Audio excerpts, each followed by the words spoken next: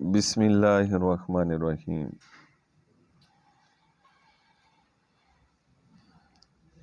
والذین آمنوا وعملوا الصالحات لندخلنهم فی الصالحین ومن الناس من یقول آمنا باللہ فإذا اوذی فی اللہ جعل فتنة الناس كعذاب اللہ وَلَئِنْ جَاءَ نَصْرٌ مِّن رَّبِّكَ لَيَقُولُنَّ إِنَّا كُنَّا مَعَكُمْ أَوَلَيْسَ اللَّهُ بِأَعْلَمَ بِمَا فِي صُدُورِ الْعَالَمِينَ وَلَيَعْلَمَنَّ اللَّهُ الَّذِينَ آمَنُوا وَلَيَعْلَمَنَّ الْمُنَافِقِينَ آمنت باللہ صدق اللہ العظیم۔ آمین۔ ترجمہ: اور جو ایمان لائے اور انہوں نے اچھے کام کیے تو ضرور ہم انہیں نیک بندوں میں داخل کریں گے۔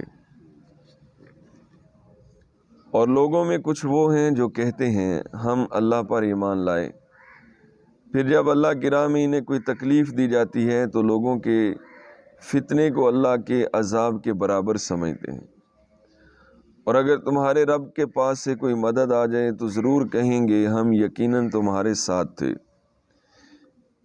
کیا اللہ اسے خوب نہیں جانتا جو تمام جہان والوں کے دلوں میں ہے؟ اور ضرور اللہ ایمان والوں کو ظاہر کر دے گا اور ضرور منافقوں کو ظاہر کر دے گا۔ اللہ رب العالمین خدا احکم الحاکمین جل جلالہ جل شانہ کی پاک ذات کبریائی کا بے پناہ بے حد و حساب فضل و کرم احسان ہے، جس نے محض اپنے کرم اور فضل سے ہم گناہ گاروں کو اپنے آخری نبی مکی مدنی صلی اللہ علیہ وسلم کا امتی بنایا۔ بے پناہ بے حد و حساب لا تعداد و لا محدود سلام اور درود ہوں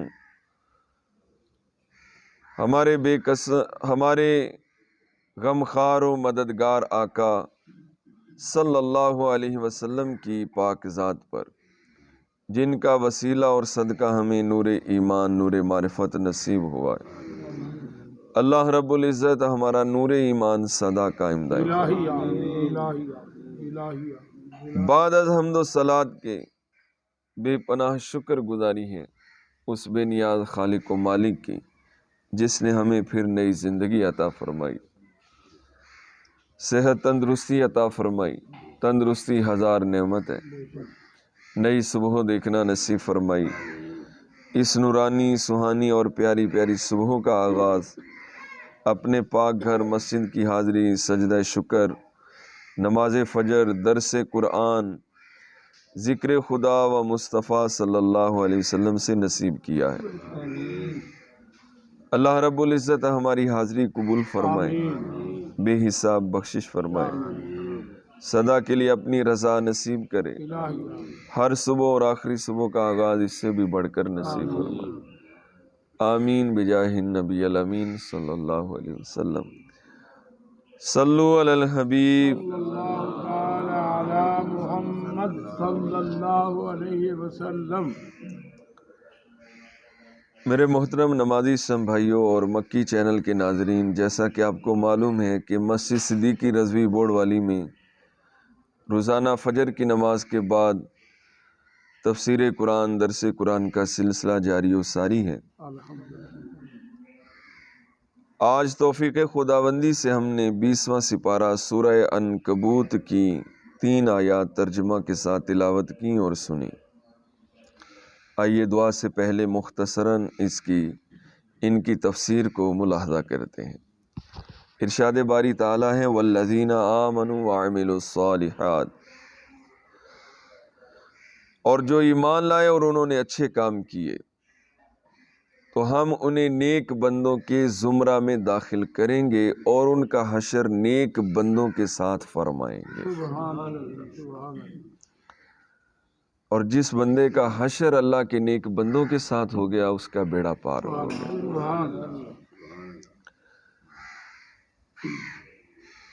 آپ اکثر بزرگان دین کی، علماء کرام کی دعائیں سنتے رہتے ہوں گے، وہ اپنی دعائیں اللہ سے یہ بھی مانگتے ہیں وَأَدْخِلْنَا الْجَنَّةَ مَعَ الْأَبْرَارِ، یا اللہ ہمیں نیکوں کے ساتھ جنت میں داخل فرما۔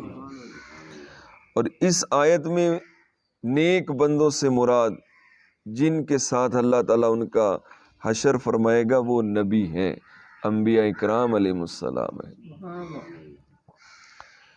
اس سے معلوم ہوا کہ جو شخص یہ چاہتا ہے کہ قیامت کے دن اس کا حشر اللہ تعالیٰ کے نیک بندوں کے ساتھ ہو، اور اس دن اسے نیک بندوں کی سنگت اور معیت نصیب ہو، تو اسے چاہیے کہ پہلے توحید و رسالت پر ایمان لائے، پھر نیک اعمال کرے۔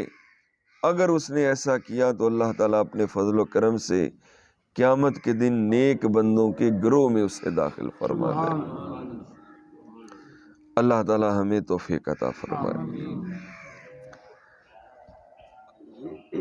اگلی آیت میں فرمایا وَمِنَ النَّاسِ مَن يَقُولُ آمَنَّا بِاللَّهِ، اور لوگوں میں کچھ وہ ہیں جو کہتے ہیں ہم اللہ پر ایمان لائے۔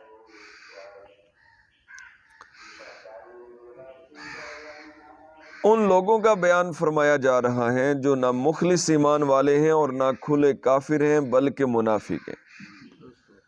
چنانچہ ارشاد فرمایا کہ لوگوں میں کچھ وہ ہیں جو کہتے ہیں کہ ہم اللہ تعالیٰ پر ایمان لائے، پھر جب اللہ تعالیٰ کی راہ میں دین کی وجہ سے انہیں کوئی تکلیف پہنچتی ہے، جیسے کفار کا ستانا، تو وہ لوگوں کی طرف سے پہنچنے والی اذیت کو اللہ تعالیٰ کے عذاب کے برابر سمجھتے ہیں، اور جیسا اللہ تعالیٰ کے عذاب سے ڈرنا چاہیے تھا ایسا مخلوق کی تکلیف سے ڈرتے ہیں، حتیٰ کہ اس کی وجہ سے ایمان ترک کر دیتے اور کفر اختیار کر لیتے ہیں۔ اور اے حبیب صلی اللہ علیہ وسلم، اگر آپ کے رب کے پاس سے کوئی مدد آ جائے، مثلا مسلمانوں کو فتح نصیب ہو جائے یا انہیں دولت ملے، تو وہ لوگ ضرور کہیں گے ہم یقیناً ایمان اور اسلام میں تمہارے ساتھ تھے اور تمہاری طرح دین پر ثابت اور قائم تھے، تو ہمیں بھی اس میں شریک کرو۔ تکلیف مشکل وقت میں پیچھے ہٹ جاتے ہیں، ساتھ چھوڑ دیتے ہیں، اور فراخی کے وقت اور مال جب ملتا ہے، مال غنیمت ملتی ہے، فتح حاصل ہوتی ہے، پھر ساتھ ملنے کی کوشش کرتے ہیں اور اپنے ایمان کی مضبوطی کے اور اپنے مومن ہونے کے دعوے کرتے ہیں، اس پہ قسمیں کھاتے ہیں۔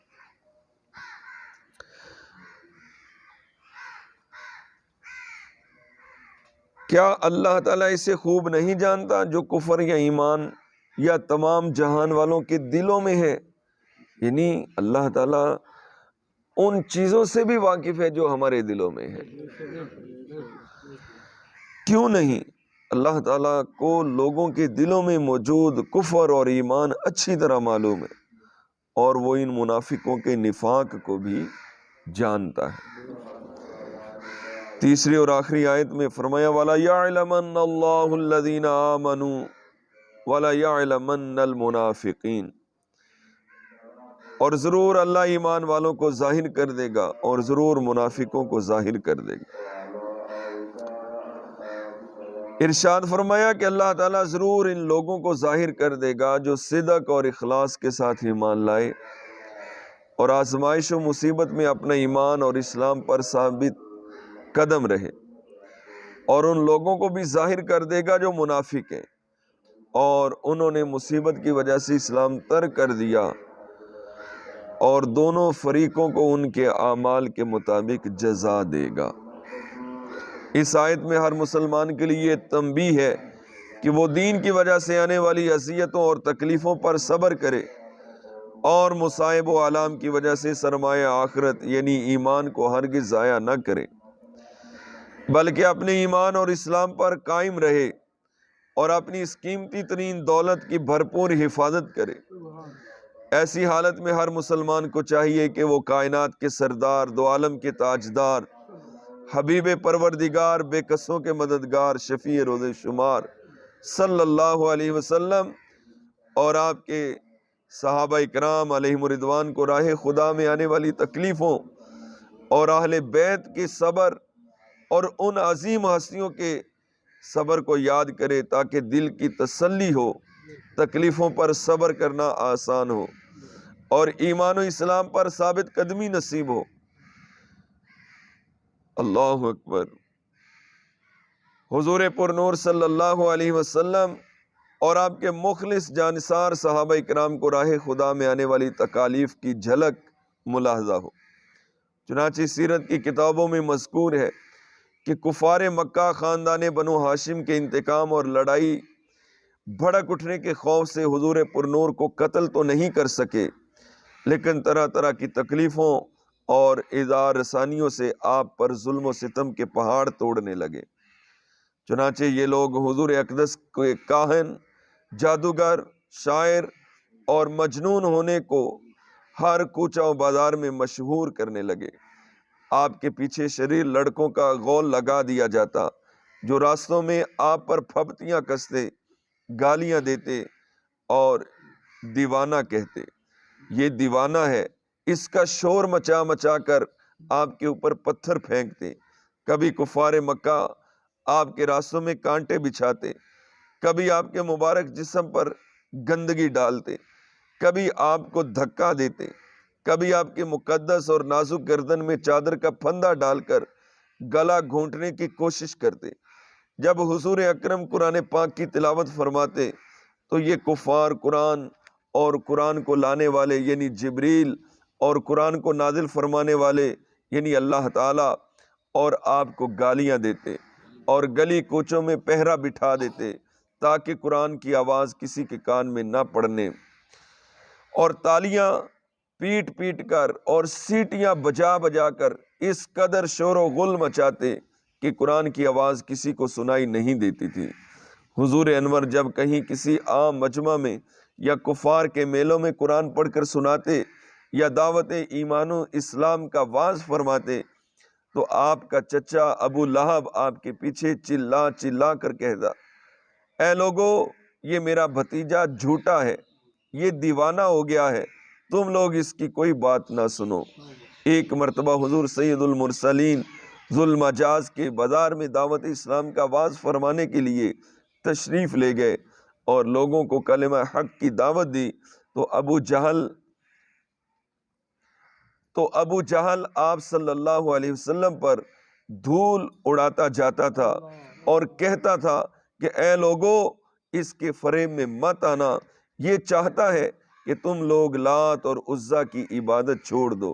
حضور رحمت عالم صلی اللہ علیہ وسلم کے ساتھ ساتھ غریب مسلمانوں پر بھی کفار مکہ نے ایسے ایسے ظلم و ستم کے پہاڑ توڑے کہ مکہ کی زمین بلبلا اٹھی۔ یہ آسان تھا کہ کفار مکہ ان مسلمانوں کو ایک دم قتل کر ڈالتے، مگر اس سے ان کافروں کے جوش انتقام کا نشہ نہیں اتر سکتا تھا، کیونکہ کفار اس بات میں اپنی شان سمجھتے تھے کہ ان مسلمانوں کو اتنا ستاؤ کہ وہ اسلام چھوڑ کر پھر شرک اور بت پرستی کرنے لگیں۔ اس لیے قتل کر دینے کی بجائے کفار مکہ مسلمانوں کو طرح طرح کی سزاؤں اور ایذا رسانیوں کے ساتھ ستاتے تھے، اور کفار مکہ نے ان غریب مسلمانوں پر بے پناہ مظالم ڈھائے اور ایسے ایسے روح فرسا اور جانسوز عذابوں میں مبتلا کیا کہ اگر ان مخلص مسلمانوں کی جگہ پہاڑ بھی ہوتا تو ڈگمگانے لگتا۔ صحرائے عرب کی تیز دھوپ میں جبکہ وہاں کی ریت کے ذرات تنور کی طرح گرم ہو جاتے، اس وقت ان مسلمانوں کی پشتوں کو کوڑے مار مار کر زخمی کر کے اس جلتی ہوئی ریت پر پیٹھ کے بل لٹا دیتے اور سینوں پر اتنا بھاری پتھر رکھ دیتے کہ وہ کروٹ نہ بدل سکتے تھے۔ لوہے کو آگ میں گرم کر کے ان مسلمانوں کے جسموں کو داغتے، پانی میں اس قدر ڈبکیاں دیتے کہ ان کا دم گھٹنے لگتا، چٹائیوں میں ان مسلمانوں کو لپیٹ کر ان کی ناکوں میں دھواں چھوڑ دیتے جس سے سانس لینا مشکل ہو جاتا اور وہ کرب و بے چینی سے بد حواس ہو جاتے۔ الغرض سنگ دل، بے رحم اور درندہ صفت کافروں نے ان غریب و بے کس مسلمانوں پر جبر و اکراہ اور ظلم و ستم کی کوئی صورت باقی نہیں چھوڑی، مگر ایک بھی مخلص مومن اس کے پائے استقامت میں ذرہ برابر تزلزل پیدا نہیں ہوا۔ سبحان اللہ، سبحان اللہ۔ اللہ تعالیٰ ان مخلص صحابہ کرام اور اہل بیت کی ان قربانیوں کے صدقے اور ان کی استقامتوں اور دین پر ان کے صبر و استقلال کا صدقہ ہمیں بھی ایمان پر ثابت قدمی نصیب فرمائے۔